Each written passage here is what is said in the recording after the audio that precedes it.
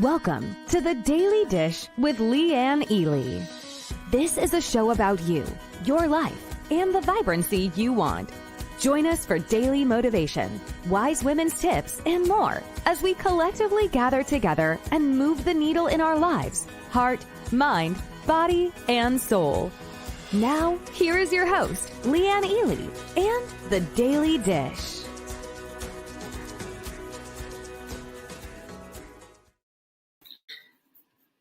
And The Daily Dish. We're here. How are you like that? Good to have you here. And hello, I am recording this show because today, of all days, is my daughter's birthday.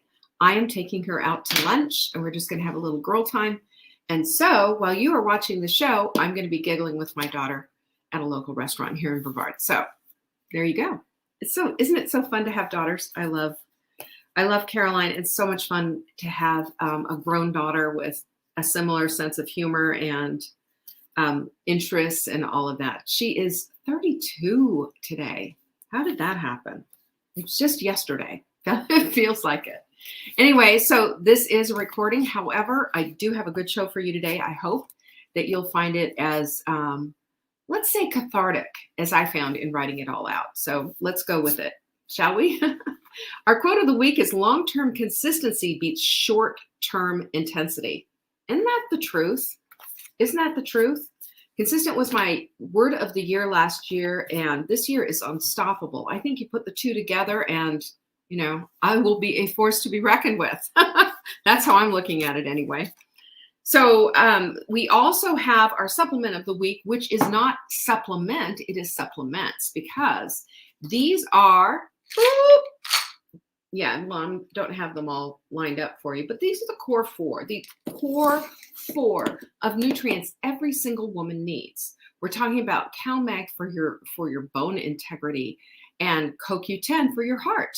We're talking about vitamin D for your immune system and B complex, that's cellular integrity right there. We need all of these things because our body operates synergistically, and that's exactly what these core four supplements are meant to do. By the way, the B complex is methylated, which is massively important to getting the B's into your cells. Otherwise, we just pee them out. We don't want wasteful supplements. We want the real deal. So if you want that, all you have to do is go to savingdinner.com/show, and you buy 3, you're going to get a 4th set free. And you want to hear the good thing about this? We've already discounted it by putting the 4 together, and now we're giving you an even bigger deal. This is a good time to stock up. And that's exactly what all these deals are about. Stocking up. I love stocking up. So let's take a look at that and make sure that you get on top of it because you don't want to miss out. It's not going to happen for a while. We also just completed the sprint. Lots of glorious testimonials of how successful this all was. And I just, delight in every single one of them. Thank you so much for participating in it and playing full out. If you were in there and posting for 7 days, you're going to get an invitation in your email that says, come to the slumber party. That's this Friday, the 18th at 7 p.m. We've got a link for you and everything. And we're just going to jam out and have a good time. That's all. That's it. That's all we're going to do. And don't forget, too, on Friday is Q&A. So send in your question. Why don't you do it now? That would be a good thing. Open another tab while I'm talking and just write that question out. I know you've got one. We always get a lot of really interesting questions and stuff I have never would have thought of, but you have, and that's important. And I'm here for you. I've been a nutritionist, it's scary to say, but almost for 30 years. I think it's like 28, 29 years now. So I know a thing or two, I can help you, and I want to. So send those questions in to support@savingdinner.com. And then in the subject line of that email, you want to say, question for Leanne on Friday, so that it gets to me, gets put in the queue, and we can take care of you on Friday when we do the show. Okay, deal? The other thing to know is tonight is Inner Circle. If you're a part of Inner Circle, don't forget about tonight and don't forget about the hot seats. We have a Slack channel for our Inner Circle people. If you're in there, then and the hot seat application is there. The email has the hot seat application. When I say application, it's just a few questions just to, kind of frame your question and how, we can help and all of that. So take advantage of that because that's a big deal. And it's really, it's really something. It moves the needle. Karen had a really interesting thing to say. She was talking about, she strongly suggested everybody take advantage of it. She's done it. And, I've seen great things in Karen's life and a lot of other people's lives too. So take advantage of that if you're part of Inner Circle.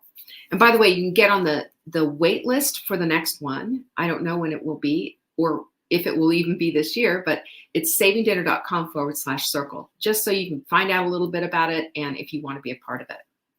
We also have our text message thingy, which is new and fun. And all you have to do to join in on the action, get screaming deals and all kinds of stuff, is send the word joined to this phone number and pull up your message application on your phone when you do it, right? 855-960-3720. That will get you on our list. You put the word join in the message part, and that's all in caps, JOIN, all capitalized. And we will send you back another message, and it's going to say, hey, are you really sure you want to do this? Something along those lines. Just say yes or why, however it is that they're asking, and then you're in. It's what they call a double opt-in. The reason that they do this is to make sure this is something that you really want to do. This is not spam. We do have great deals and special things just for our text message folks. So if you want to be a part of the action, you know what to do. Just do it. It's really fun. Get strong, be strong. I know, right? Let's flex that bad boy. You want to be a part of this. We start on Monday, February 21st. All you have to do is go to savingdinner.com/strong to watch the webinar, get the guide, do all the things, and find out about it. It's great.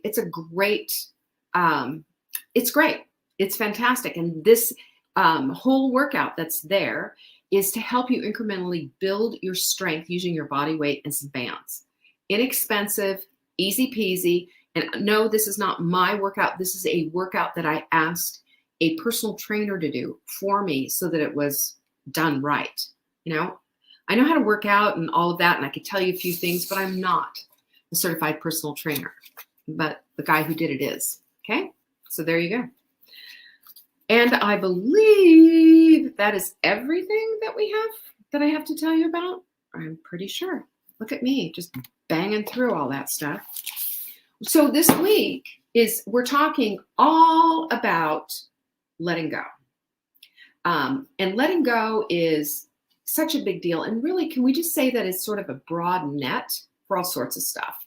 It's really a broad net for our inner work that we're doing. If we're trying to be vibrant and have vibrancy in our lives, then there's the reason, following the reason path here is, let go of some stuff so you can add other stuff in.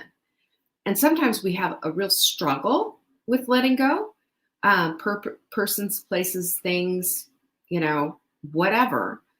There is this real thing about holding on for dear life to these things. But what letting go really is creating space for something new. And I really want to emphasize that, because it's not about loss with letting go. It's about gain. Think about that one. That's a really good thing to ponder. And this is part of my pondering got me to this little thing. And that's why I really want to share this with you, because I think it's going to be a little bit of an eye opener. So I have experienced this firsthand with my 63 years on the planet. I have experienced this firsthand. And this today is, like I just alluded to, this is my 32nd year anniversary, shall we say, for my motherhood debut. This is when Caroline was born. And I thought I'd just share some of the lessons along the way that I've learned. I look back at myself I was 32 was I 32? No, I was 31 when I had Caroline. I was 31 when I had Caroline. And here she is 32 today.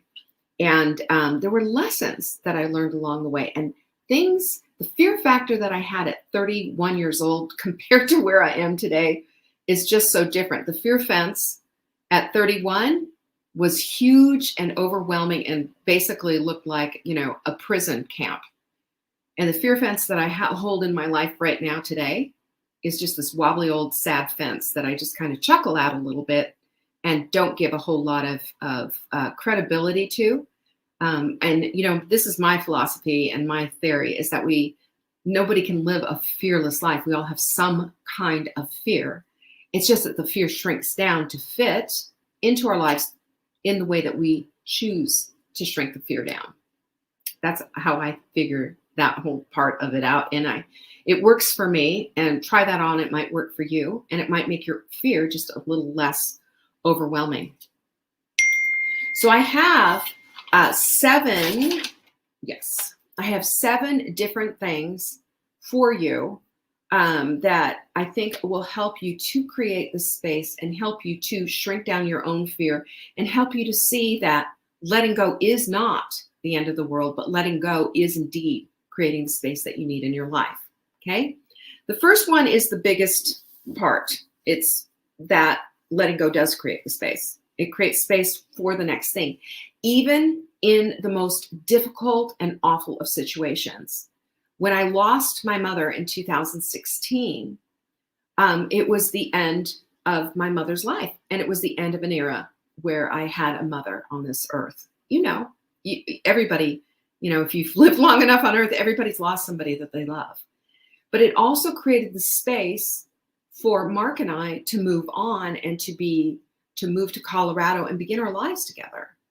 And while I wasn't waiting for her to die so I could go, gallop on to Boulder and do all of this, it did make that available to me. It was not available to before. And, I'm sure we would have done something else and all of that. I'm not saying that. I'm just saying that when you look at it this way, and when you see that letting go does create space, even in the face of dying, then it's not as scary. It's just different. Number two, there is an inner shift that's sort of the predicate for letting go. Okay, I'm going to explain that. There is a redefining and a re-examining of yourself, of your values, your dreams, your desires, your belief systems. You kind of go through a lot of different things because you're allowing the void to happen by letting go. There's a whole bunch of uncertainty and unknown there. And there's pain. Oh, yes, there's pain when we let go. You know this because letting go it can be really rough. It can be painful. It can be exhausting. But that's when sometimes the pain starts to bubble up, stuff that hasn't hit the surface before. And I noticed that for myself too, with the loss of my mother, with the loss of a relationship, with the loss of a few other things. The pain bubbles up and there's new things to be discovered. Number three is that the fear fence begins to rise. Fear gets greater when we contemplate this idea of letting go. And I believe that the reason why is just because our amygdalas just hate the unknown. It's risky, it's dangerous, it's this, it's that, it's a saber-toothed tiger coming down, the path to eat you. There's a reason why we fear the emptiness, fear the unknown.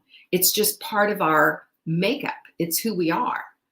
But we also have this wonderful thing called the prefrontal cortex, where we can start to reason and abstract think for ourselves, where we can start to contextualize. We don't have to live via the monkey brain, when we've made a decision that we're not going to. But what this is, it's about the attachment that we had to the old thing. Of course you have an attachment to your mother or somebody that you're losing. Of course you had an attachment to that relationship that is now gone. Of course you do. But the fear is going to come up, and it's natural and it's normal. It's natural and normal. But it just lets you know that your worth, your value, and even your security might be entangled in all of that attachment. And letting go of that doesn't mean that you're losing yourself. It just means you're losing that portion of that was once your life. Does that make sense? That's how I see it. I just thought, okay, so that part's over. And there's a number 6, is everything has an ending, and that'll kind of help to tie that thought together, I think, a little bit. But for me, the biggest part of this whole thing is that losing something, letting go of something didn't mean a loss of myself. It just meant a loss of this portion of what was happening in my life. That's a big deal to redefine that a little bit. And it also shrinks that fear fence a little bit too. And number 4 is to allow for the space. Here's the thing. When we have space, when we're a little introspective, when we take the time to meditate and to journal, when we're quiet, when we're walking in nature, we hear from God. Have you noticed that? You can't do that if you're overly busy. You can't do that if you're constantly trying to take your mind off of something and whatever. And people always will give you this advice when you're going through something, you're trying to let go of an old relationship, or you're grieving, or you're going through something. Well, just stay busy. My mother, just stay busy. You'll be fine. No, you'll be fine. That's avoidance, capital A, and it doesn't help. And we have a tendency, though, even without your mother's advice, to fill that space with all sorts of busyness. I remember when I was going through something, really awful, I spent a lot of time filling that space, that time, that void with a lot of busyness. I organized closets. As a matter of fact, I think I wrote a book. I was in the midst of writing a book. I did all kinds of stuff in the midst of all of that stuff, rather than have to look at it. And I finally got to the place in the bathtub, I remember this like night and day, of really facing some stuff that I needed to face. And facing it is when we are allowing for the space. And we just have to slow down and allow it. But I believe it or not, and it's easy for me to say this on the other side of things, that it's a sacred time. It's a sacred time. It's a sacred time to heal and to grow and to mend and to renew. So I say, don't fear the space. Instead, embrace it and allow for it. Number 5, there is a cascade of emotions. There will be. There's tons of stuff and many, many layers. It's like an onion, right? The processing of them takes time. It does. And I will say, even so, when you think you know what's going to come, there's even some surprising stuff that comes up out of it. I had some old dad stuff that I had to work through. That this was a broken relationship I was working through, and here I am dealing with my daddy issues. Sure, surprise, just here it is. But the processing of all of that stuff, it takes a minute. It's not a one and done sesh, like you just get her done. It doesn't work that way. Each little time that you have with this, where you're having maybe an aha moment, is a time to say, oh, okay, so let's learn from that and allow for, we're not done. There might be more coming up. Cool. I believe that when we allow for this unfolding of emotion and all of that it embraces, and just start looking at it, and instead of saying, why, maybe just say, okay, what? I think what has saved me? Why has killed me in the past? What opens up what it is? And then the dots might connect, or they may not. Why do we have to have all the dots connect all the time? Not everything is a connect the dots kind of a deal. Sometimes it's just what it is, and we just need to allow for it. That's where the peace comes from, is not having to have an answer. Demanding the why and saying, oh God, why, and what have you, will just absolutely make you miserable, and over a period of time, bitter. Number 5. Oh, I already said that. There was a cascade of emotions. I just said that. Don't wallow, by the way. Yes, I think that when we're aware, we can give ourselves full permission. We can give ourselves permission to feel, but we don't need to wallow. There's a big difference, by the way. Wallowing is just, it doesn't accomplish anything. It's more painful. It's suffocating. It's overpowering. And we don't have to go there. There's always a choice. Feel it, but don't sleep in it. Number 6, everything has an ending. It really does. I was thinking about this morning when I was getting ready for the show. And I thought about, nothing ever goes on perpetually forever and ever. Everything has an ending. Every single person on this earth is going to die. You know, we are. I saw a hospice nurse on TikTok, and she was talking about, can we just talk about death and dying for a minute? Without the ooh, scary stuff, without having to be facing it right now. It's part of what everyone has to face, but we pretend it doesn't happen. And we lock up the dying people. We hide away, and we're just like, we don't want to look, kind of a deal. But it's part of what it is that we do, you know? And I will say too, that when I embraced that, that's when I was able to be there for my mother, because it wasn't about me. It was about her. She was transitioning, and she needed someone to be there for her. I was there for her. I was able to take up that mantle for her and let her know she was going to be okay. She needed that at that time. I sensed it. I was open to it. I left space for it. I allowed for it, knowing the end was coming, and not crying about it, not, blah, blah, blahing about it, and, all of that. And we had family members who I remember it just absolutely, I almost decked them, talking about, oh, well, she's not feeling this, and she's not feeling, she was a nurse, and she had her a little opinion about everything. And I'll tell you, I was like, B, please. I was really getting angry, because I knew, because I had taken the time to do a little research about it, she could hear everything we were saying, everything. So instead of looking at her like a specimen on the table, like, oh, look at her feet, and that's modeling, that's showing that she's going to be dying soon, and lifting the covers and doing that because she didn't have any power to stop us, treating that time as a sacred space, treating that ending as a beautiful thing, was a choice that I had made, knowing that endings happen and it was going to be there. So what's my responsibility now? It's not about me. It's about her. It's about her transition.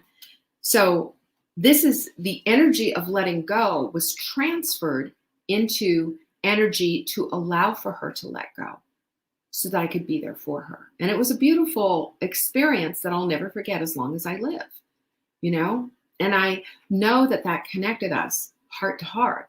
I know that it was sacred and it was beautiful, and God was smiling down as she was transitioning. I also remember that after a particularly hard breakup, where I was actually on antidepressants for a little while, and I had been cheated on really brutally. I mean, I was just so blind to all of it, and I'm not going to give you the details of it because it's just gruesome, but it consumed me. I cried. I couldn't function. I was angry. I talked to my girlfriend's ears off. I saw my therapist. I processed big time, until one day I was done. I just let it all out. I had finished it all up, and I felt less consumed by it. So such a relief. I remember that. And if you remember yesterday's show, we talked about the 5 stages of letting go, and using Elizabeth Kubler-Ross's The 5 Stages of Dying and all of that. This was acceptance with a capital A. Definitely acceptance. And I started to get a little bit of my mojo back. I started to become me again, only better, only smarter. And that's when I knew I was getting to the other side of this. And even if emotions were to spike again, and they did, I knew it wasn't going to just put me out and pin me down. I knew that, because I also determined it wasn't going to. There's choices to be made along the way as we let go, by the way. And I think that's really, really important. I reminded myself of who I was, and why am I here? And I realized at that point that I'm fierce. I am strong. I'm capable. I'm able. I am a phoenix, and I will rise out of these ashes, and no one's going to stop me. That was when I knew everything was going to be okay. Okay, different, but okay. And number 7, my higher self was calling. That was a big, big deal. That's what gets us out of the wallow pit, by the way, because that's a low vibe thing to wallow.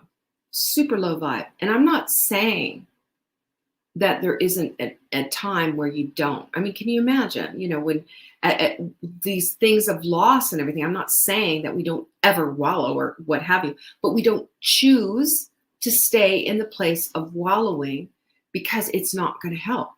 it's just going to get worse. You know, I mean, it's just sort of like trying to take a shower in a mud pit. You're just never going to get clean. So I kind of remember this whole thing in there. It was like, I can choose to just wallow and just stay here. Or I can be this aforementioned phoenix and rise above all of this. I can listen to my higher self who says, you're not done because of this dude, you know, or your mother leaving isn't going to be the end of the planet. It's hard and it's awful. But I just remember there was a moment and a glimmer of, this isn't all there is. There's more to it. And my higher self was calling me to that. It wasn't my lower self. It wasn't my, let's wallow in this self. Let's go get another glass of wine self doing that. But it was a decision to not play small, but to play bigger. It was a decision to choose something different and to choose to rise out of this whole thing. And I remember thinking, you know, like with this awful breakup that I went through, I'm better than that. I don't have to do this. I'm not going to give him the satisfaction of that.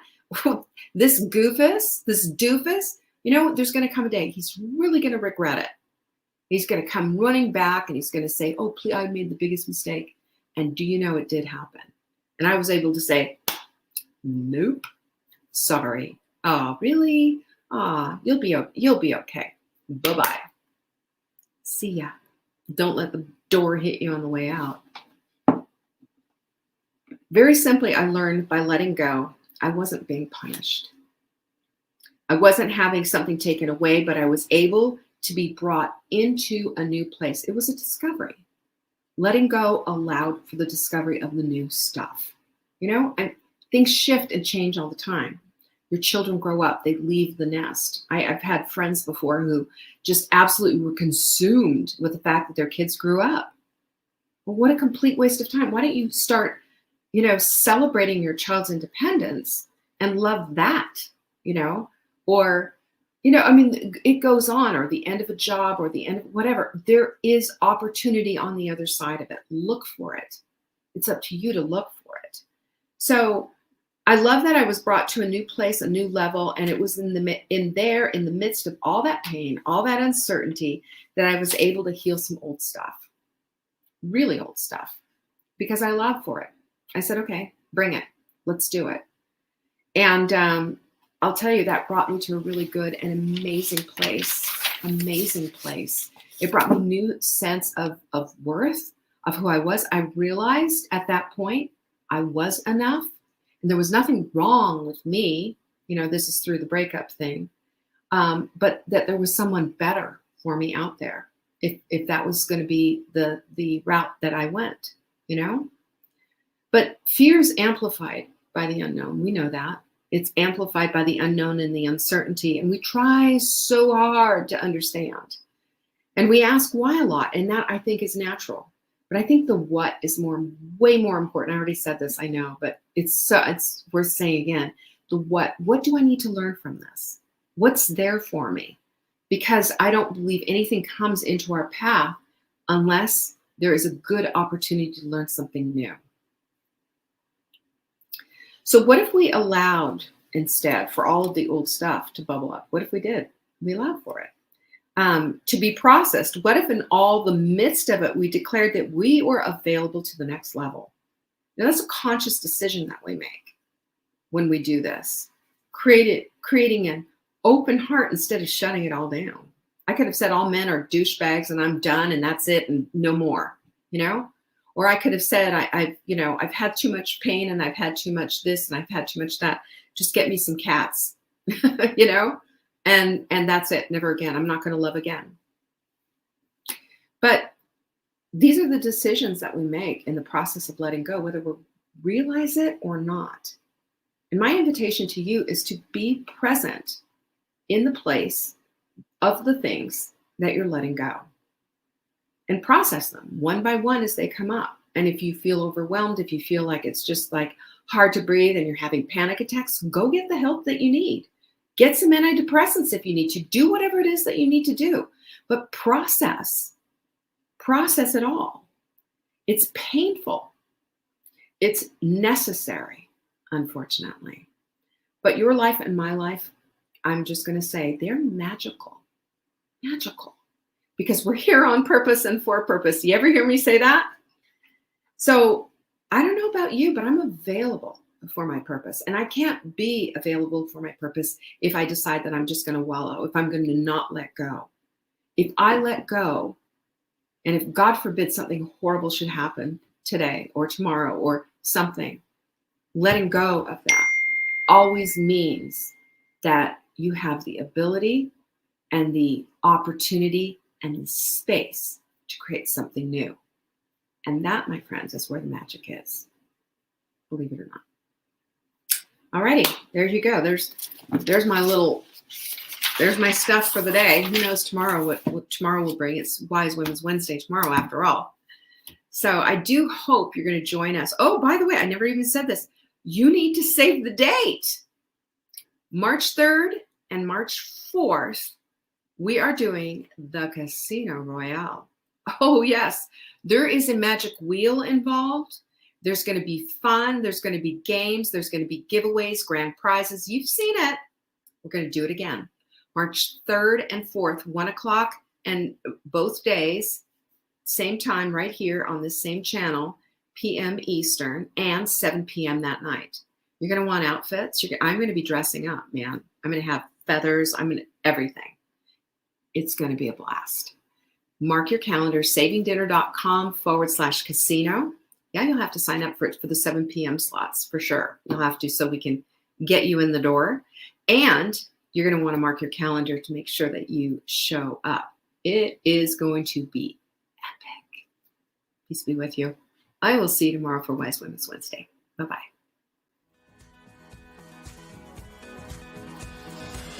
Thanks for watching. Check back for new episodes. If you missed the live show, you can always watch the replay. You can find Saving Dinner on YouTube, Facebook, Instagram, and TikTok. Until next time, pinkies up.